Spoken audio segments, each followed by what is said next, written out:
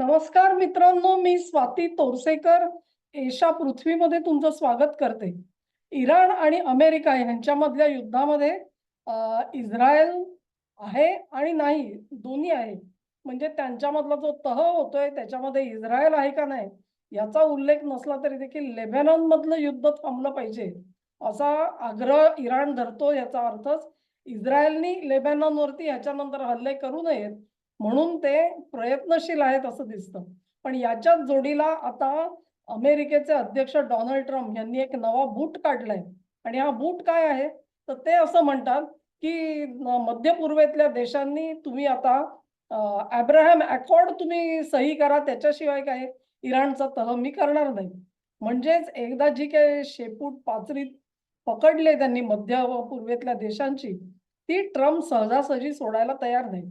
हा Abraham accord प्रकार काय आहे? काही जणांना माहिती नसेल म्हणून थोडंसं विशद करते. ट्रम्प यांच्या पहिल्या कारकिर्दीमध्ये त्यांनी अब्राहम अकॉर्ड हा जो करार आहे तो मध्य पूर्व आणि इस्रायल या देशांमध्ये घडवून आणलेला होता आणि त्याच्यामध्ये असं म्हटलेलं होतं की इस्रायलचं अस्तित्व या देशांनी मान्य केलं. आणि ह्या देशांमध्ये जसा इजिप्त आहे, मोरोक्को आहे, तसाच संयुक्त अरब अमिरात होता. तेव्हा ह्या देशांनी त्याच्यावरती सही केलेली होती. पण सही कोणी केली नव्हती? तर सौदी अरेबियाने सही केली नाही, कतारनी सही केली नाही, तुर्कस्ताननी सही केली नव्हती. अशा प्रकारे एक चित्र त्यावेळेला पहिल्या कारकिर्दीमध्ये ट्रम्प यांनी भरपूर प्रयत्न करून सुद्धा त्याच्यात यश आलेलं नव्हतं. आता इराण युद्ध आणि होर्मुझचा आखात अडवून धरलेला असल्यामुळे मध्य पूर्वेतल्या देशांचं एक प्रकारे उत्पन्न पूर्णपणे ठप्प झालेलं आहे. आणि असे ठप्प झालेले असताना हे देश झेरीला आलेले आहेत. त्यांना कळतं आहे की अमेरिकेने जे संरक्षण कवच आपल्याला दिलं, ते संरक्षण कवच पुरेसं नाही. इराण आपल्याला कधीही बुकलून काढतोय आणि त्याचा प्रतिकार करण्याची शक्ती आपल्याकडे नाही. त्याच वेळेला त्यांचं आर्थिक उत्पन्न सुद्धा थांबलेलं आहे. आणि असा एक प्रकारे कोंडीत पकडण्याचा प्रयत्न ट्रम्पनी केलाय, की सह्या तिथे करा अन्यथा मी हा तह करणार नाही म्हणून. म्हणजे इराणला काहीच फरक पडत नाही कारण त्यांना त्यांचे पैसे लागू झालेले आहेत. ह्या देशांचे पैसे अडलेले आहेत आणि शिवाय एक नामुष्की येणार आहे. ही नामुष्की कसली आहे तर आजपर्यंत आपापल्या जनतेचे खोटे अहंकार त्यांनी पोसलेले होते. पॅलेस्टाईनचा प्रश्न सोडवल्याशिवाय आम्ही हे करणार नाही. पॅलेस्टाईनला सगळी भूमी मिळाली पाहिजे फ्रॉम रिव्हर टू सी. म्हणजे जॉर्डन नदीपासूनचा सरळ पुढचा भाग जो आहे तो पॅलेस्टाईनचा असला पाहिजे. म्हणजे इस्रायलचं अस्तित्वच नाही. इस्रायल हा देश अस्तित्वात नाही. ही जी त्यांची भूमिका होती पार 6 दिवसीय युद्धापासूनची, ती अजूनही त्यांनी कायम ठेवली होती. कारण त्यांचा जो जी जनता आहे ती अत्यंत रॅडिकलाइज झालेली आहे गेल्या काही वर्षांमध्ये आणि ह्याच एका विषयावरती त्यांचा अहंकार पोसला गेलेला आहे. आता त्याच्यापासून मोठी यू टर्न घ्यायचा हे त्यांना सहजासहजी शक्य नाही. पण ट्रम्प यांच्या ते काही गावी नाही. ते म्हणतात, की मी सांगतो तसं त्या अकॉर्डवरती सह्या करा. अन्यथा इस्रायलच्या अस्तित्वाला कायम धोका राहील.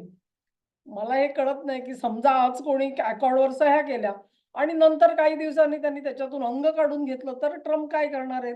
कारण ट्रम्प काही तेव्हा राष्ट्राध्यक्ष नसणार आहेत. पण एक प्रकारे त्यांचा इगो सुद्धा महत्वाचा आहे आणि या राष्ट्रांचा इगो सुद्धा महत्वाचा आहे. असा सगळा टसल चालू असताना तुम्ही बघाल तर जाहीर प्रतिक्रिया काही कोणी त्याच्यावरती दिलेल्या नाहीयेत. पण एकंदरीतच लक्ष जे आहे ते सौदी, कतार आणि तुर्कस्तान काय करतो ह्याच्याकडे आहे. त्याच्यातच त्यांनी पाकिस्तानला सुद्धा आदेश दिलेले आहेत. अब्राहम अकॉर्डवरती सही करा. त्यांची तर परिस्थिती फारच बेकार आहे. म्हणजे ज आसिम मुनीरनी जर का ते केलं ना, तर आसिम मुनीरची अनारकली खुद्द पाकिस्तानी लोकच त्यांच्या हातानेच करून टाकतील. पण ही अवस्था आहे. त्यात एक खोडसाळ बातमी जी आहे ती जेरुसलेम पोस्ट ह्या इस्रायली दैनिकाने छापलेली आहे. ती बातमी काय आहे ती आपण बघूया. म्हणजे त्यातला खोडसाळपणा जो आहे तो तुम्हाला कळेल. मी स्क्रीन शेअर करते. म्हणजे तुम्हालाही बघता येईल ती लिंक काय आहे, कशी आहे ती. And that will be a good idea माझ्या मते. हे बघा. जेरुसलेम पोस्ट नावाचा पेपर आहे. ते काय म्हणतात, Trump ally says Saudi Crown Prince MBS told him he could not recognize Israel today. Yeah, sorry, he could recognize Israel today. According to the prince, his father King Salman remained the primary obstacle. म्हणजे आता सध्याचे जे ज्याला आपण MBS म्हणतो, मोहम्मद बिन सलमान, म्हणजे सलमान या राजाचे सुपुत्र मोहम्मद, MBS, हे तयार आहेत अब्राहम अकॉर्डवर सही करायला, पण विरोध कोणाचा आहे? तर विरोध त्यांच्या पिताश्रींचा आहे, असं जेरुसलेम पोस्टनी हे छापलेलं आहे. आणि हे लिहिणारे जे आहेत ते इव्हन्स आहेत. हे इव्हन्स जे आहेत ते ट्रम्पचे अतिशय निकटवर्ती समजले जातात. आणि त्यांनी हे वक्तव्य केलं आणि त्या वक्तव्यावर आधारित जेरुसलेम पोस्टनी ही बातमी छापलेली आहे. म्हणजे हा एक मोठा बॉम्बगोळा टाकल्यासारखं झालेलं आहे. MBS ह्यांची एक प्रकारे आपण म्हणू तर पंचाईत झालेली आहे या बातमीमुळे. कारण पब्लिकली म्हणजे जाहीररित्या सौदी अरेबिया नेहमी म्हणत आलेला आहे, की आम्ही अब्राहम अकॉर्डवर सही करणार नाही. नंबर 2, पॅलेस्टाईनचं अस्तित्व म्हणजे टू नेशन थिअरी जी आहे, त्याला त्यांनी दुजोरा दिलेला आहे नेहमी. ते पॅलेस्टाईनला जर का राष्ट्र म्हणून संमती मिळणार नसेल, तर नेमकं काय आणि मग ह्या अब्राहम अकॉर्डवर सही कशी करायची? असा त्यांचा पब्लिकली घेतलेला स्टॅन्स आहे. त्याला छेद देणारी ही बातमी आहे, की खाजगीमध्ये MBS आहेत ते असं म्हणतात, माझा तर काहीच विरोध नाही. पण माझे पिताश्री आहेत आणि ते जीवित असेपर्यंत त्यांची जी भूमिका आहे त्याला मी छेद देऊ शकत नाही. तेव्हा ही बातमी ही अशी एक प्रकारे पंचाईत करणारी आली. आता मुळात MBS सत्तेवर कसे आले ते आपण बघू. ट्रम्प यांनी कोणाकोणाला सह्या करायला सांगितल्यात बघा. Saudi Arabia, Qatar, Pakistan, Egypt, Jordan आणि Turkey should sign the Abraham accord असं त्यांनी म्हटलंय. आता हे इव्हेंट्स जे आहेत ते असं म्हणतात, की the crown prince was sharply critical of Palestinians. म्हणजे पॅलेस्टिनियन लोक ज्या पद्धतीने वागतात त्याबद्दल माझ्या मनामध्ये तीव्र नाराजी आहे, असं MBS यांनी सांगितलं इव्हेंट्सना. आणि ते म्हणतात, की त्यांना जी काही आर्थिक मदत मिळते ती ते वाया घालवतायत. वाया घालवतायत म्हणजे सगळी युद्ध सामग्री खरेदी करण्यामध्ये ती मदत चाललेली आहे. त्यांचा स्वतःचा कुठलाही आर्थिक विकास त्यांनी करून घेतलेला नाहीये. खरं म्हणजे त्यांनी इस्रायलचं अनुकरण करायला पाहिजे. हे जे त्यांच्याशी युद्ध करून आपली सगळी शक्ती वाया घालवत आहेत, त्याच्याऐवजी त्यांच्याकडून 4 गोष्टी शिका, असं हे MBS म्हणतायत. आणि त्याचबरोबर जेरुसलेम हे जे शहर आहे, त्याचे 2 भाग करा आणि तो एक भाग कसा यांना द्या, तो भाग त्यांना द्या. अल-अक्सा मशिदीवरचा जो सगळा वाद आहे, त्याच्यावरची ही MBS यांची प्रतिक्रिया अत्यंत बोलकी आणि महत्त्वाची आहे. तेव्हा MBS यांनी ज्या पद्धतीत सौदी अरेबियामध्ये अनेक प्रकारच्या धार्मिक सुधारणा घडवून आणल्या आणि त्या क्रांतिकारक पाऊल ठरलेल्या आहेत. म्हणजे स्त्रियांना घराबाहेर एकट्याने पडू देणं. त्यांनी गाडी चालवताना दुसरा कोणी म्हणजे त्या स्वतः गाडी चालवू शकत नव्हत्या आतापर्यंत. त्यांच्यासोबत जर का त्यांचा पिता, पती किंवा मुलगा या तिघांपैकी एक जण जर का सोबत नसेल तर त्यांना घर सोडता येत नव्हतं. ती परिस्थिती आता राहिली नाही. स्त्रियांना नोकऱ्या करता येत आहेत. तिथे जे मशिदीवरती भोंगे लावलेले ते संपूर्ण काळ स्पीकर ते बंद केलेले आहेत. अगदी रमजानच्या काळामध्ये सुद्धा आतमध्ये जी काही अजान होते त्या अजानचा बाहेर आवाज येणार नाही याची काळजी घ्या म्हणून MBSने सांगितलं. एकंदरीतच सौदी अरेबियामध्ये वेगवेगळ्या देशातल्या वेगवेगळ्या देशातले प्रवासी यावेत. त्यातून एक उत्पन्न वाढावं आणि सौदीचा जो संपूर्ण भार हा तेलाच्या उत्पन्नावरती आहे तो कमी करावा या दृष्टिकोनातून MBS प्रयत्न करताना दिसतात आणि त्यांनी खरोखरच वाखाणण्यासारख्या गोष्टी केल्या. पण प्रत्येक वेळेला ते पॅलेस्टाईनचा प्रश्न आला, की मात्र त्यांची नाडी खेचल्यासारखी ते मागे जात होते.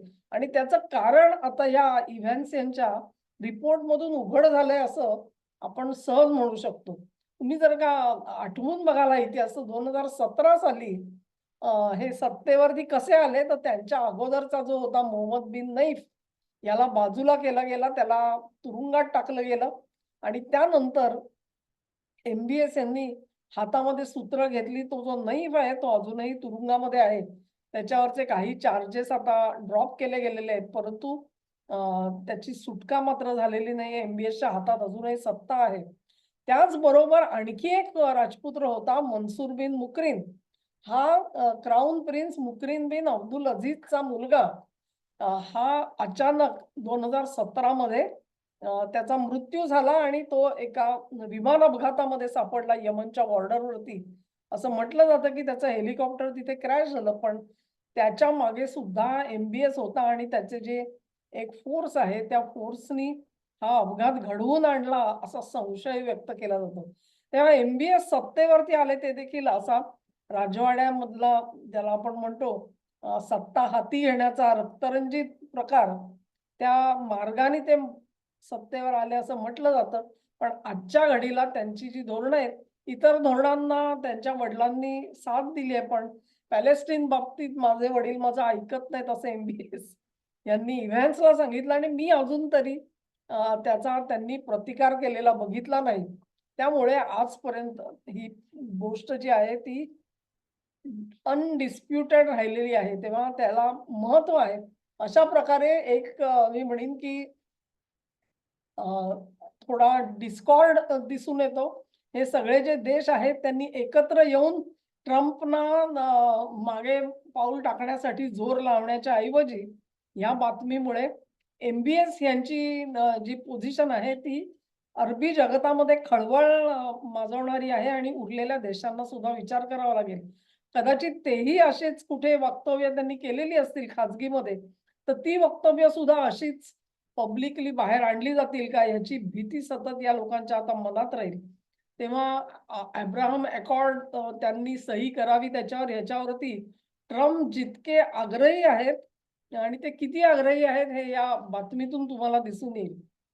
येत्या काही काळामध्ये त्यांना जर का इराण युद्ध थांबवून हवं असेल आणि त्यांच्या तेलाची वाहतूक सुरळीत व्हावी असं वाटत असेल, तर ह्या अकॉर्डवरती सही केल्याशिवाय त्यांना काही मार्ग दिसत नाही.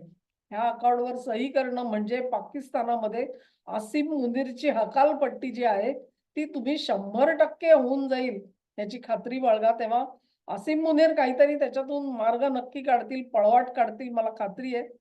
आणि अमेरिकेला गंडवण्याचे त्यांचे हातखंड आहे आतापर्यंत. अमेरिकेला सुद्धा स्वतःला गंडवून घ्यायचं आहे. त्यामुळे Pakistan has become our the most closest friend वगैरे अशी त्यांच्यावरती स्तुती सुमनं हे वाहत असतात. आता ह्या अकॉर्डमध्ये काय होतंय ते बघूया. सध्या तरी एकंदरीत परिस्थिती एमबीएस यांची पंचाईत झालेली दिसते आपल्याला आणि त्याचे जे पडसाद आहेत ते अरबी जगतात कसे उठतील त्याकडे आपण लक्ष देऊ. हा व्हिडिओ तुम्हाला आवडला असेल अशी आशा करते. तुम्हाला आवडला असेल तर ही लिंक शेअर करा, व्हिडिओला लाईक करा, चॅनलला सबस्क्राईब करा आणि सहकार्य असंच चालू ठेवा. नमस्कार.